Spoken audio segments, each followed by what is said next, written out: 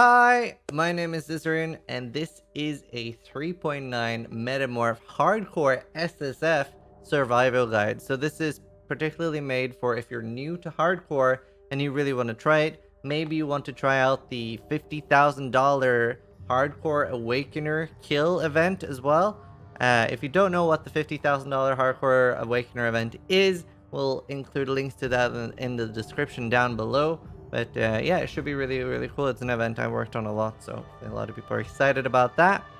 And yeah, I just wanted to make like a tips and tricks video covering like a lot of different stuff. Hopefully try to make it under 20 minutes, but we'll see. So a lot of things are really easy to take for granted when you're new to playing hardcore. And number one seems really easy, but you really can't afford dying. And like in the wise words of Steel Mage, you can't XP if you're dead. That's why survival is the number one priority. So because of that reason, defense is always going to be a high priority over offense.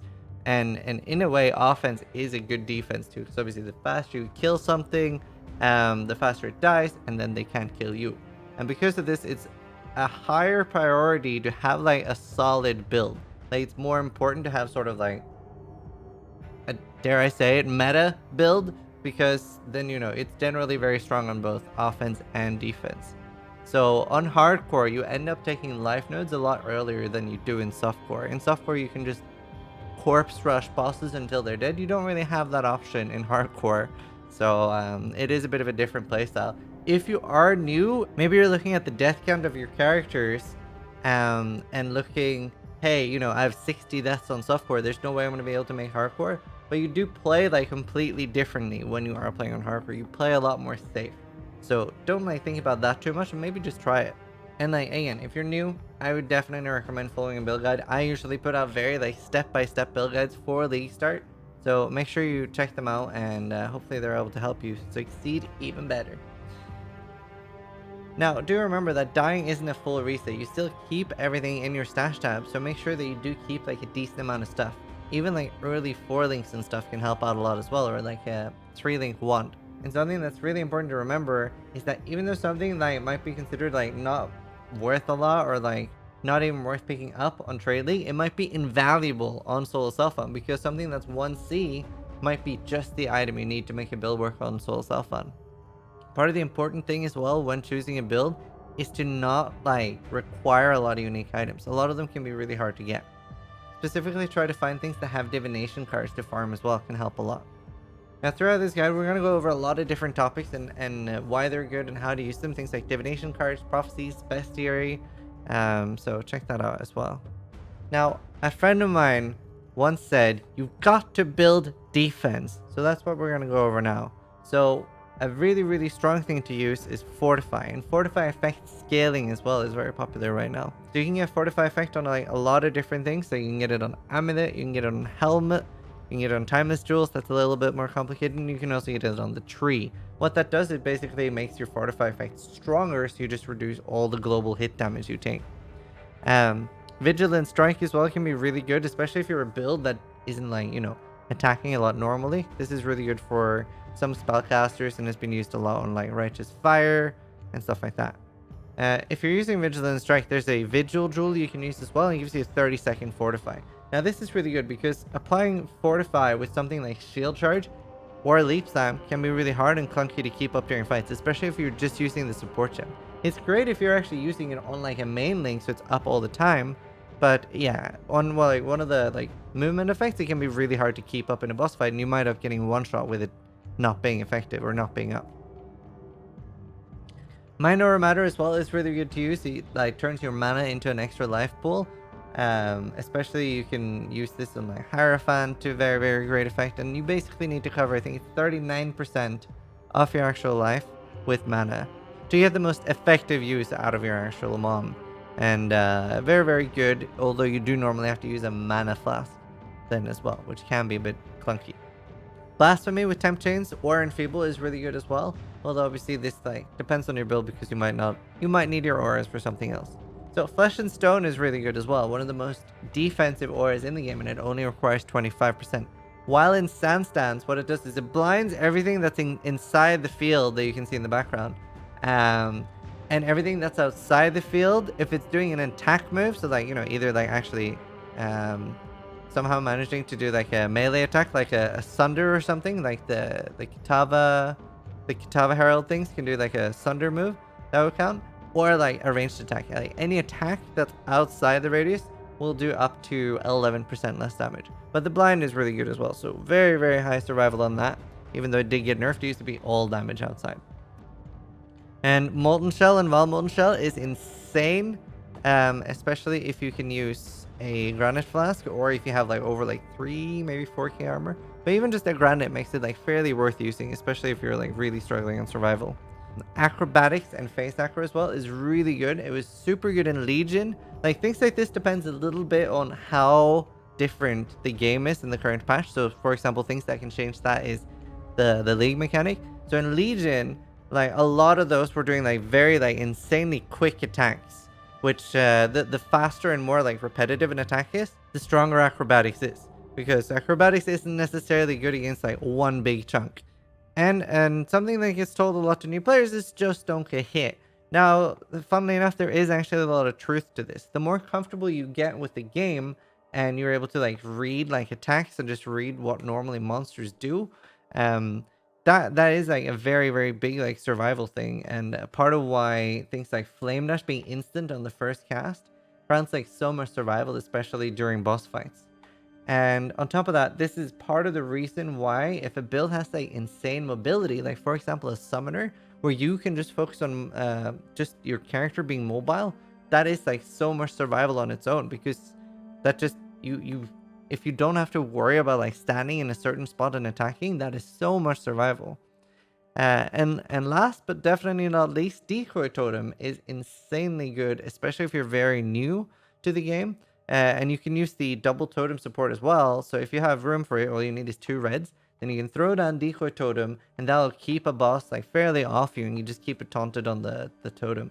So that's really good for things like Ascending, Act 8 Dodri, and it's just really nice. Definitely worth using if you can fit 1 or 2 reds. Next up, we have Flasks, and the #1 advice that I always give to people that are playing hardcore, or just the game in general, is get an instant Flask. So normally once you hit the level 24 flasks, I think they're called giant, I start trying to like use a little bit more transmutes than normal on flasks, like on the life flask, to try to get a bubbling or a seething. So that's the flask that recover your life either instant or half instant, and then some of it over time. And the reason for that is there's very little things in Path of Exile that's going to slowly kill you over time, and you're going like, oh no, I'm dying. So most of it's just kind of like, you know, sometimes you have a few seconds to react, and flasks can really help you out there. So that'll increase your survival dramatically. Once you get to the 42 flasks, I would be like trying fairly hard, using even alterations on it to try to roll at least a bubbling or a seething. And even a 36 or a 42 is enough to last you all the way until the divine flasks, which is the best one for the instant. You never want to do an eternal and roll that. It seems a little weird because eternal is the highest level flask. But because of like the duration that they last, Divine Life Flask is actually the best one. But Flask is one of the main things and best things to survive on hardcore. So you really, really want freeze immunity. Even opening any blue box without having a freeze flask is insane. You're most likely gonna die. Either identify them or actually wait until you have freeze immunity. You're definitely gonna get you killed. Bleed removal as well gets pretty important around Act 4. You're realistically not going to get that. And that's why later, like things like Logout macro is very helpful for that elite start, because most times you're just not going to get enough alterations. You're probably not going to have bleed immunity until like 6 or 7, depends how lucky you are. But that is important. Things you want on your flask in order of priority would be freeze immunity on one flask, bleed immunity, then curse immunity, and then finally shock immunity is like the least important, but still fairly important. A granite or a jade can add like an insane amount of survival. You do get a granite from the Act 7 quest, but if you get one earlier, that's even better. With a granite flask, I'd say most things can't really kill you as long as you get like a decent, like a regular amount of life for hardcore. I try to have like 3 to 3.5k by Kitava. Depends how safe you want to go. If you're very new and you really want to like safe it, 4k should be great for Arctan Kitava. And like a granite and a jade flask gives you really good survival. So jade is really good against like loads of ranged attacks, like for example the a lot of the archers in the game, and also a lot of things that like do very fast attacks, and also like the porcupine like explodey things that like do the spikes when they die. So Jade's really good for those, and then Granite's just good for like, hey, I'm taking a lot of hits, but they're gonna do very little damage. And then you can have Val Molten Shell on top of that as well. Basalt is normally something I wouldn't use early game at all. I would normally wait until like tier 3 or tier 4 maps before actually using that. Basalt is mostly against like really big hits. But yeah, rolling your Flask is like the most important thing. If you're a little unsure exactly what to look at Flask, you can look at most of my characters, or probably the character I'm going to be running at League Start, to get a good idea. But roll your Flask, they're very important. Next up, we're going to talk about currency, and currency is very different in Solo Self-Found because there's nobody you can trade with, and if you do have managed to acquire a friend, they kind of help you in Solo Self-Found. So you got to be really careful about like, do I need to use this currency right now? So there's a couple of things that are really nice to remember. The Chaos or Regal recipe, and like, we'll go over all the recipes later, but I normally don't end up using this a lot just because there's not a huge use for either Chaos, at least. Regals, like whenever like you need a Regal, then yeah, doing the Regal recipe is great. Just whenever you need Regals, do that, or maybe have like 2 or 4 spare, whatever. But Chaos, it's not much I use Chaos for in SSF. It's mostly stuff that I keep for using on like the Zana map mods for when I need that, whether that be for map sustain or for the alternate map. I don't know how it's going to work with like the Shaped and Elder map anymore. I'm guessing it's gone. So we're still waiting on all like the... We don't fully know what's happening with the Atlas changes. But I very rarely use Chaos for actually rolling items in SSF. It's mostly saved for Zana. Same with Chance Orbs. I usually save the majority of my Chance Orbs just to buy more maps from Zana. And she resets, unless something was changed, she resets all her maps every time you do a Zana daily. And that's as soon as you open the map. You don't actually have to complete it. So Exalts as well, they aren't like super strong in Solo Self-Found, or like not as important in SSF as they are in Trade League. Generally, I try saving the majority of my Exalts in SSF for multi-modding items, and also doing more advanced crafting, things like prefixes or suffixes cannot be changed, and then scouring. Now that is a little bit more advanced, but I just want to drive home the point that you're very rarely just like slamming your items. And later we'll talk a little bit more about how to acquire the multi-mod recipe in SSF. If you really do want to exalt your own items, generally I do this through Betrayal by putting Leo on the research bench and upgrading Leo to level 3. Another really great source of currency can be delving. Sometimes you'll see that you're maybe 1 or 2 short paths off getting one of the currency nodes. So definitely worth looking out for. And it depends a little bit on the league. Sometimes the league mechanic will just drop a lot of maps and a lot of stuff, and you don't always need to push really hard on delve. But whenever a league doesn't, like if you feel really starved for maps, then delve can be like a really, really great benefit. Normally, I start like using my delve sulfide around Act 9, because this is where I want to start like beefing out my character anyway. So any extra like currency or items I can get, it definitely starts helping out then. Alchemies are actually one of the hardest things to get in Solo Self-Found. Now, normally, I would suggest getting Underground Sea and keeping that as your only map of that tier to sustain Alch. However, with the changes to the Atlas, we don't fully know how that's going to work. We don't know if you can sustain one single map, or if that's going to change now with all the Watchstones and stuff. That's stuff we're still waiting on more information here. But picking up every single unique is very important, and also going out of your way to try to get the divination cards that give Alch, like the Survivalist, which does drop in Underground Sea. Also, it's important to remember a lot of currency things. Like, for example, maybe you get a 6-ink pretty early. Then some people would think, well, I don't need to pick up 6 sockets anymore. I already have my 6-ink. I'm only like pushing hard on the race right now. However, you can turn Jewelers into Fusings, into Chances, into Scours, into Regrets, into Alchemies. So this is all stuff you can do through the vendor, and it's obviously a horrible ratio, and you would never do that in Trade League. However, in Solo Self-Found, you see a lot of racers end up turning like thousands of fusings into alchemies, because it can be so hard to get enough alchemy. So though it might seem insane if you've never played SSF before, do remember that that is an option that you might not have thought about. And at the very least, maybe you're done with all your respecking, then every regret you find is just an alchemy. And that's why there's a couple of div cards that give a bunch of regrets. They're really good as well. Now, one thing that can be hard for a lot of players full stop is getting 6 things. But there's a lot of easy tricks or easier tricks that can help you get 6 things. So there's a lot of divination cards that give you these. Early on, easy things like Tabula. I probably won't recommend farming that this day. We'll see. But we do have Vaal side areas and maps. I'll talk about that in a sec. But yeah, Tabula divination card. Vanity as well is not too bad.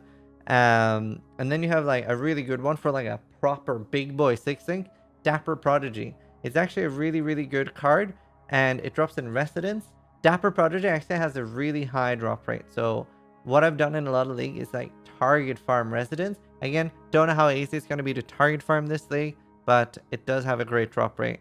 I'm going to guess that the upcoming league, like Bow is getting a rework and that's been confirmed. So I'm going to guess we're going to have a Bow league. So there are some easy 6-thing Bow cards, and these are actually farmable. Imperial Legacy can be farmed in Desert and in the Foothills. And the like the Oasis, like basically any sand layout, I think. That's the desert map as well. And this has a really good drop rate. I think you need 22 cards. But if you're going to play a Bow build and you don't want to farm a Tabula, this might be a good alternative instead. You should be able to get a decent amount of them before heading to maps and then probably finishing up in Desert. The Florist Gift is a really good card if you need a fast 5-link for staffs. Definitely really good. And something that's good as well on the staffs is it's fairly easy to roll like +2 or +1 of all fire gems or all lightning gems. It doesn't need to be socketed. And that drops in like Jungle Valley, Tropical Island, stuff like that. A very, very normal thing at league start to do is to farm for a Tabula through humility cards. However, this league is the first one where we have Vaal side areas in maps. And Vaal side areas drop corrupted items. They're always usually fairly worth hitting once you hit like level 50. Because one of the things they can drop is this 6th link. Basically, it Vaals all the items that drop. So getting a 6th link is fairly easy out of them. And they're also not too bad on colors. If it's a red base type, it's a very high chance to be a lot of off colors. So say you're a spellcaster and you actually drop like a red armor, pretty big chance it's gonna have a lot of blues and greens. And if it's not, like if you're a spellcaster and you drop a blue one, but it has like 6 reds and you're like, well, I can't use this. Well, you can, this is important to remember, you can recolor corrupted items. Just put them in your crafting bench and you'll see that it adds Vaal orbs to the cost as well. So for example, doing the 1 blue recipe or 1 red recipe or whatever would then be 4 Vaal orbs and 4 chromes. And this works for all corrupted items. You can always change like the amount of sockets, the amount of links, and the amount of colors. It just adds Vaal orbs to the price. So the more expensive ones, sure, they'll be expensive, but doing 1 blue or 1 red, pretty cheap. So very important and very, very nice to look out for all the Vaal side areas that are going to be in this new patch. And that's coming out now. But yeah, hopefully a lot of easy 6 things for everyone. Now remember, if you're actually linking it yourself, 20 quality is very important, even for socketing and fusing. And this says on the actual orb of fusing, quality is important. And that means that if you really want to go the extra mile, you can get both 28, 29, and 30 quality as well with some effort. So before you craft an item from scratch, you could use a perfect fossil. This can take the quality all the way up to 30. And then you can force an item to be 28 quality, both on a weapon or an armor, through Hillock.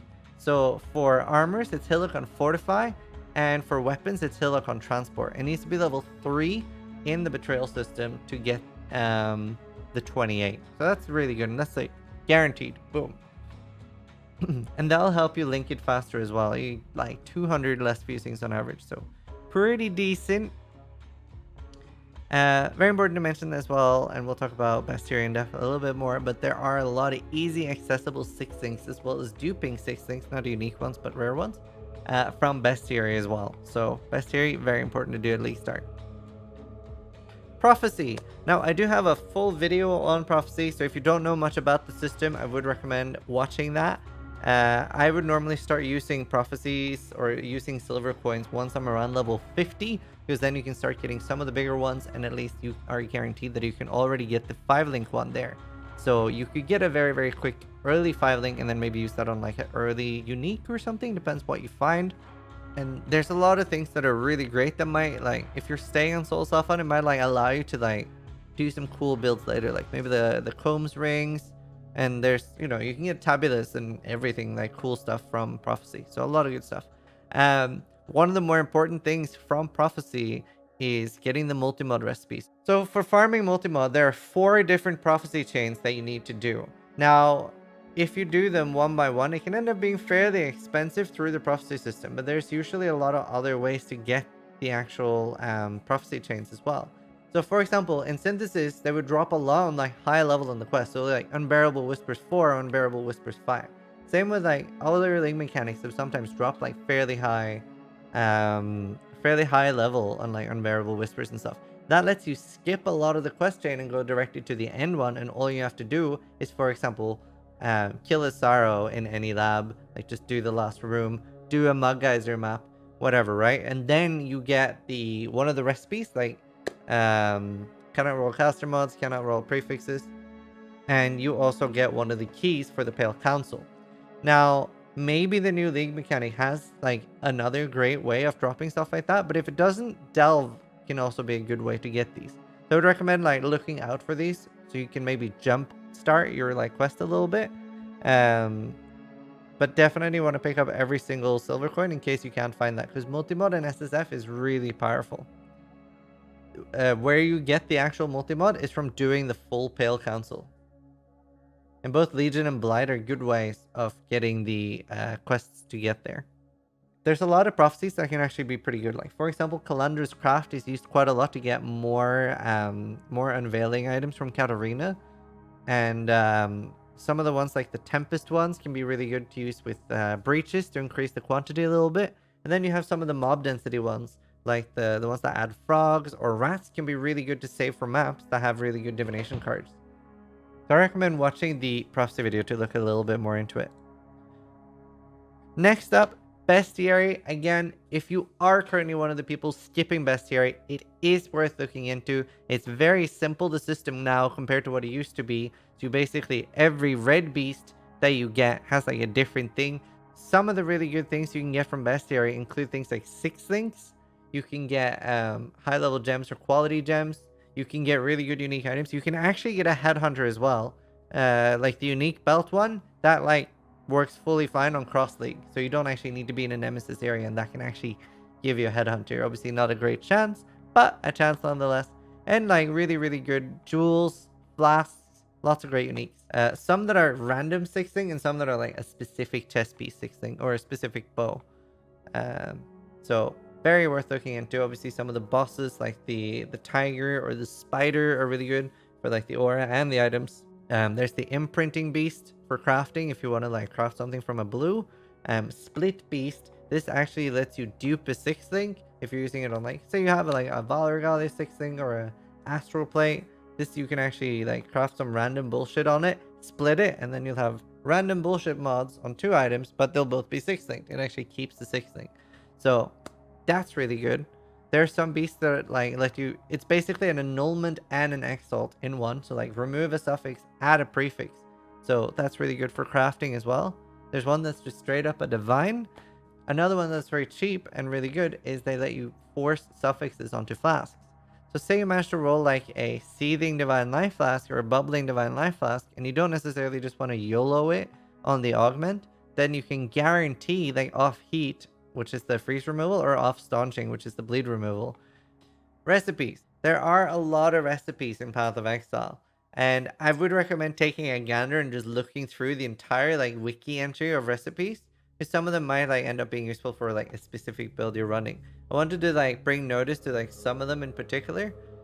We used to have a +1 fire gems, etc. recipe. This has been reworked, and this is now like flat added to spells. So if you're using a rare ring, that's level 20 required level. If you're using a blue ring, it's 14. And if you're using just a white ring, it will be required level 8. So I would normally go for level 20. I don't feel like I need a massive amount of damage before then. But so again, just a blue one alteration, and then a topaz, sapphire, or ruby ring, depending on what kind of damage you want. Next up, we have the Hyries Bite recipe. So this is basically a 1% quality, which you can use the GCP or actually find one. But yeah, 1% quality Rain of Arrows, a Chance Orb, a Rare Onyx Amulet, and a Shark Tooth Quiver. And this gives you a higher Reese Bite. Can be really, really good early on a bow character, especially if you can't like find or roll a good rare one. So definitely worth using early on, and can be good for like twinking a character or whatever.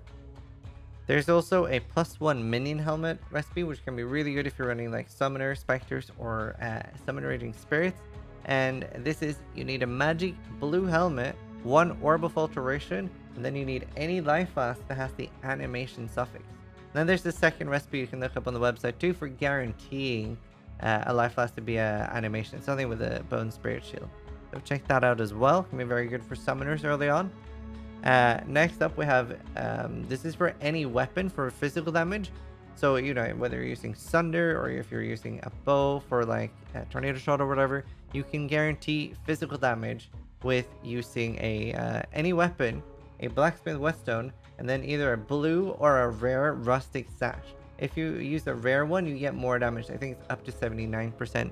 So that can be really, really good early on, and definitely as long as you keep doing it to carry up with like base types, until you find a really nice rare one, this can like go a very far way. One of the recipes, which I'm sure most of you are familiar with, I just want to make sure, is the Chaos and Regal recipes. So the Chaos recipe is when you take one of every item that a character can wear, or a two-hander for example. So, you know, you'd have a chest, glove, boot, 2 rings, and amulet, belt, and then either a weapon or a shield, 2 one-handers or a two-hander, and this will give you 1 chaos. If all of these are unidentified, they give you 2 chaos, and if they're item level 75 or higher, then they will give you a regal. So the item level for the chaos recipe is 60 to 74, and regal is 75 to 100. So definitely worth if you really, really need it, and if you need it for like doing some Zana maps or whatever.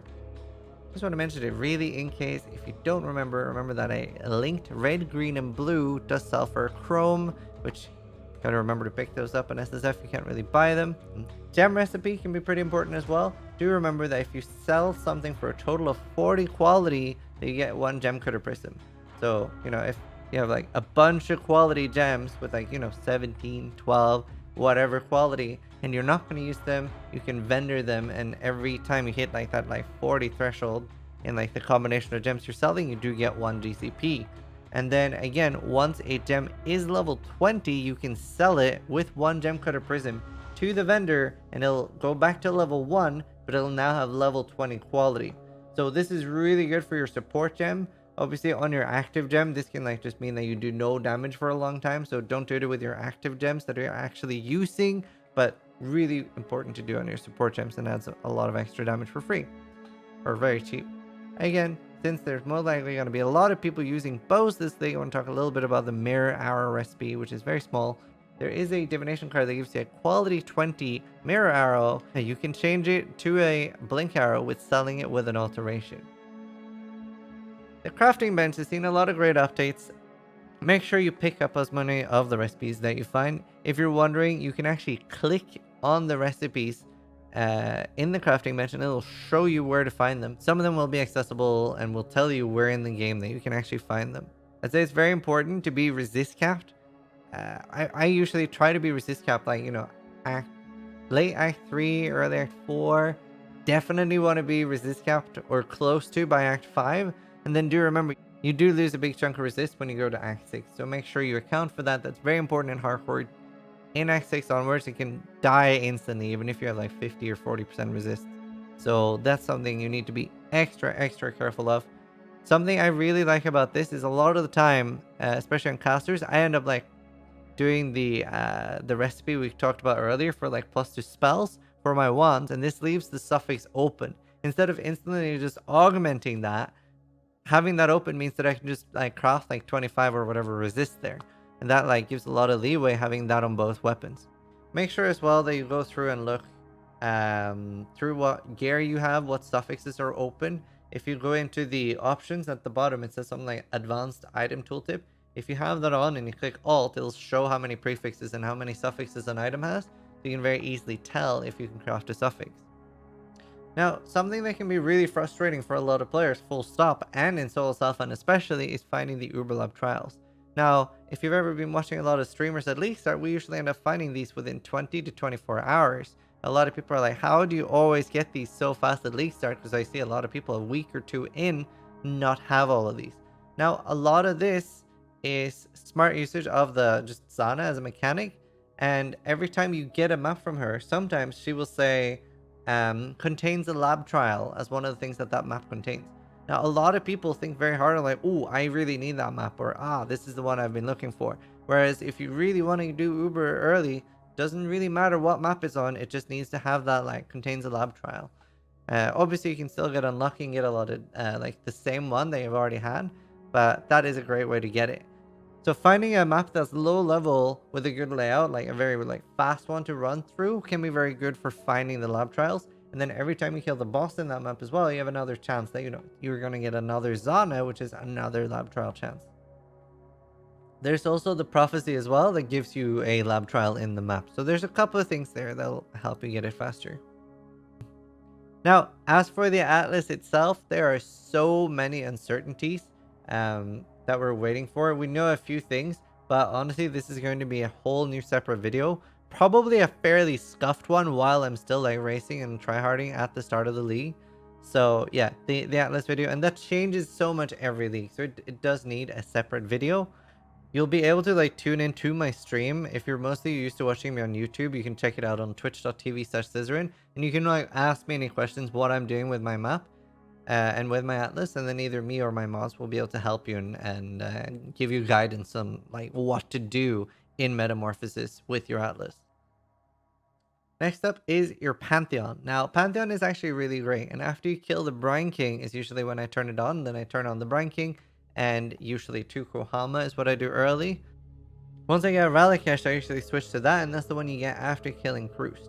Now, the reason I really like this is most of the time I don't have bleed immunity this early, and it takes away a lot of the bleed damage, and on top of that, it makes all the physical based traps in the lab do less damage, at least the overtime degen ones. So that's a lot of the traps doing less damage. As for other good Pantheons, both the Lunaris and Solaris are both really good. Hard to go wrong there on using one of them. Solaris, I think, is the one I usually use for bosses, and then upgrading them can be really good as well. To upgrade them, you need the Divine Vessels, and they can be fairly rare. So the main one that I like to upgrade is Shakari. It gives you poison immune, and it's insanely good for life builds or if you're using a Shavs. Unless you're using a build that needs to poison itself for whatever reason, which is quite important in a lot of them. And generally that's like the one I prioritize upgrading. If you're playing a minion build, upgrading the Immune to Chain Pantheon can be really good as well. I believe that's on the Lunaris one. Now, last but not least, do remember that the Logout macro is actually something that's legal in Path of Exile. You cannot get banned for it. Whether you agree with that or not doesn't really matter. Just want to make sure that people know that that is an option. If you're wondering what the Logout macro is, it's basically a macro line that uses the /exit command. So it logs you out of the game, and as long as you don't have a shitty connection, you're usually safe then. Now, there's a lot of posts from Grinding Your Games about why they've added this as a design choice, and even like Chris Wilson himself, the lead developer, does log out of the game as well. So do remember that is an option. The other thing, or the other way games cope with this, is like Diablo 3, where you have the cheat death mechanic. Mostly stuff like this is in because of connection issues and stuff, but that stuff doesn't really matter. I'm gonna put a link in the description on like how to get a logout macro and stuff like that. Just wanted to make sure that people know that this is an option and is very regularly used on hardcore. It's actually something I hated for a very long time and refused to use, but now I do. But this is something you just have to decide for yourself if you want to use. Just don't let other people tell you that it's not real hardcore. Just do whatever makes you happy. It's within the rules. Fine. So hopefully you guys enjoy my hardcore solo self-hunt tip video. Try to like give as many tips as possible. Do remember that there is a big hardcore solo self-hunt event on this thing. It's $50,000 in prizes, 30k in cash prices from me, and then like 23.7 in MTX prices from Grinding Your Games. So there's a lot of cool prizes to win, especially the MTX is not something you have to be first for. It's going to be a fairly equal chance. It just depends how many times you can kill the Awakener. So we'll link for that in the description as well. Hopefully see a lot of people trying out Hardcore Soul Self-Found. Part of why we're making this video as well, to try to give you guys an added chance. And again, as always, if you have any questions or feedback, you can always drop by my Twitch channel at twitch.tv/Zizaran. Hope to see you there. Good luck at League Start, and try to die less than I do.